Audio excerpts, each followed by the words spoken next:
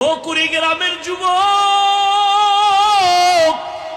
আমি মোহাম্মদ এমন একটা বিপদের মাঝে আসছি। আমার আব্বা নাই, আম্মা নাই, চারদিকে আমার বড় দুশ্মন। আমার হাঁটার পথে কাটা দেয়, চতুর্দিক থেকে আক্রমণ, বাড়ি ঘেরাও দেয়, আমারে হত্যা করবে, অস্ত্র নিয়ে দাঁড়ায়। আমার এত মুসিবত, এই সময় আমার বিপদকালে আমার আব্বাও নাই, আমার আম্মাও নাই। আমি আব্বা বলিয়াও ডাক দিতে পারি না, আমি আম্মা বলিয়াও কাউরে ডাকতে পারি না। ওই বিপদের সময় আমার উপকার করেছে যুবকেরা, আর আমার ক্ষতি করেছে মক্কার বুড়ারা। উপকার করছে কারা? যুবকেরা। বুড়ারা বিরোধিতা, আবু জাহিল্লা বিরোধী, বড় বুড়া। আবু লাহাব নবীর দুশ্মন বুড়া, ওতবা নবীর দুশ্মন বুড়া, সাহেবা নবীর দুশ্মন বুড়া। আর নবীর আপন হইয়া ওই বিপদের সময় নবীর হাতে হাত লাগাইয়া ঈমানের শপথ নিছে 11 বছরের সন্তান হযরত আলী। হযরত আলী যাইয়া নবীর হাতে হাত লাগাইলেন, নবীর দিলটা ভরে গেল। আলী রে, এতদিন তুমি ছিলে আমার চাচাতো ভাই, এখন তুমি আমার সাহাবী, কিছুদিন পরে তুমি হবে জামাতা। মদিনার নবী খুশি হইয়া আলীর জন্য কলিজা ভরে একটা দোয়া করে দিলেন, আনা দারুল হিকমা ওয়া আলীউন বাবুহা। আমি মুহাম্মদ ইলম ও হিকমতের ঘর, আর ইলমের ঘরের দরওয়াজা আমার আলী।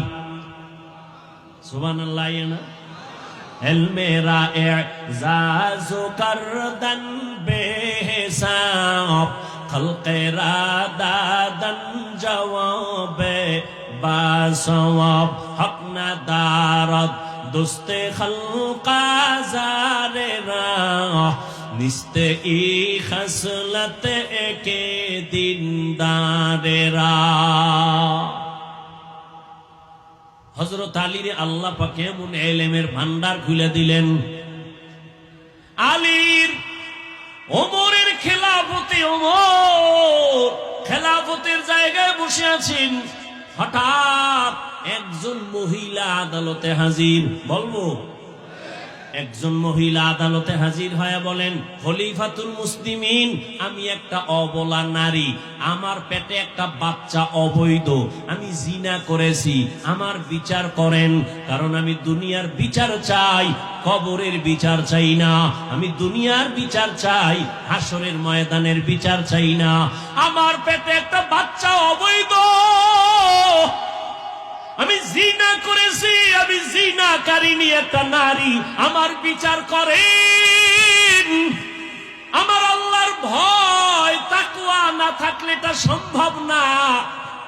ওই জিনাকারিনী মহিলা নিজে আইসা ওমরের দরবারে, যে ওমরের দেখলে শয়তান ভয়ে পালায়, যেই ওমর কথার আগে তরবারি রেডি, সেই ওমরের সামনে আইসা জিনাকারিনী মহিলা কান্না করে বলে, ও খলিফাতুল মুসলিমিন, আমি শয়তানের ধোকায় পড়ে জিনা করেছি, আমার গর্ভে একটা বাচ্চা আছে, অবৈধ বাচ্চা, আমাকে আপনি বিচারটা করে দেন। আমি চাই আমার বিচার দুনিয়ায় হয়ে যাক, হাসরের মাঠে যেন আমি আসামির কাঠগড়ায় দাঁড়াইতে না হয়। আল্লাহর ভয়। আমি একটু আগে কিন্তু আয়াত পড়ে বলেছিলাম, যারা আল্লাহর আদালতে দাঁড়াইয়া হিসাব দেওয়ার ভয়ে নিজের গুনাহ থেকে বাঁচাবে, তাদের ঠিকানা জান্নাতুল মাওয়া। ওমরের মেজাজ ঠান্ডা না গরম? কথার আগে কি তো তালি বয়ে রয়েছে, কে এলেমের ভান্ডার বয়ে রয়েছে, খাপ করে লোকমা দিয়ে ফেলাইছে। কি দিছে? লোকমা কি যে কেউ দিতে পারবে নি? ইমাম সাহেব নামাজ পড়ায়, পেছনে মুসল্লি আছে না নাই? ইমাম সাহেবের ভুল হইতে পারে না, পারে না? ভুল হইলে লোকমা দেবে কারা? মুসল্লিরা, তাই তো। এখন মসজিদের পাশে চায়ের দোকান আছে নি? আছে না? হ্যাঁ, কিছু বেনামাজি বয়ে আড্ডা দেয়নি, সাউন্ড বক্সে ইমাম সাহেবকে রাত পরে আলহামদুলিল্লাহ মধ্যেই ভুল। পেছন থেকে লোকমা দেওয়ার আগে চায়ের দোকান থেকে একজনে জানালা দিয়ে, ইমাম সাহেব ঠিক আছেন নি? লোকমা দিয়া লাইছে, ইমাম সাহেব নিবে? লোকমা দেওয়াও জায়েজ নাই, নেওয়াও জায়েজ নেই। লোকমা কে দিবে? ইমামের পেছনের একজন যোগ্য ব্যক্তি থাকবে, সে লোকমা দিবে। হতে পারে ইমামের নামাজ ভাঙ্গিয়া গেছে, তারে পেছনে ফেলে তিনি গিয়া নামাজ পড়াবেন।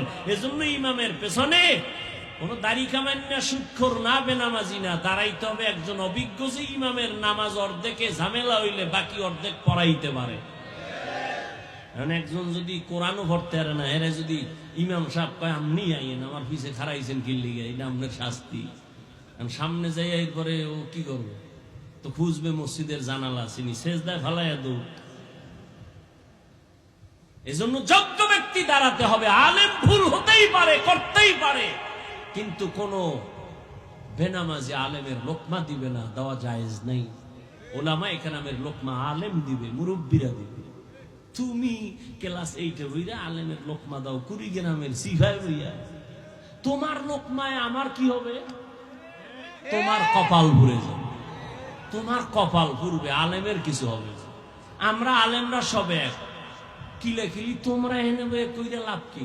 আমরা আলেমরা সবে ওই স্টেজ আলাদা দেখলো, আমগো জাতে জাতে একটা টান আছে। এক জায়গায় যখন হয়ে যায় বুকে লাগাইতে দেরি নেই, আইয়েন আমার মাদ্রাসায়, বাসায় কয় আমার বাসায় আইয়েন, মাঝখানে কিলাকিলি করো। এই জন্য আমি বলি, এদেশের ওলামায়ে কেরাম যদি একটু দূরত্ব থাকে, আলেমের যদি দুর্বলতা থাকে 1%, আলেমদের ভক্তদের দুর্বলতা আছে 99%। আপনাদের এই চালাকির কারণে, এই লেখালেখির কারণে ওলামায়ে কেরাম কাছে আসতে পারে না, শুধু আপনাদের কারণে। আবেগ ভালো না, আল্লাহ হেদায়েত দান করুন, ওলামায়ে কেরামকে এক হওয়ার তৌফিক দান করুন। কি কথা বলতেছিলাম জানি ভাই?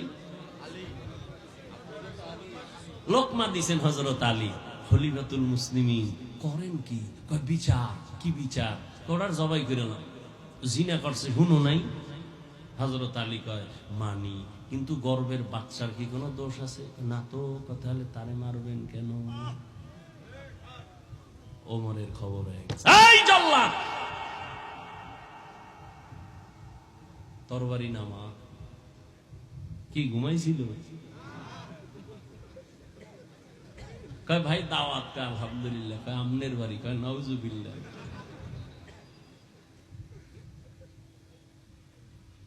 জল্লাদ কয় কি হয়েছে? থাম। এবার ওমর একেবারে জাগাত স্যালেন্ডার। যে যত বড় তার বিনয়ী তত বড়, বিনয়ী ছাড়া কেউ বড় হতে পারে না। আর যেটি জোর করিয়া বড় হয়, এটি পলাইতে গিয়ে জুতাও নেওয়ার টাইম থাকে না, খালি দৌড় দৌড়।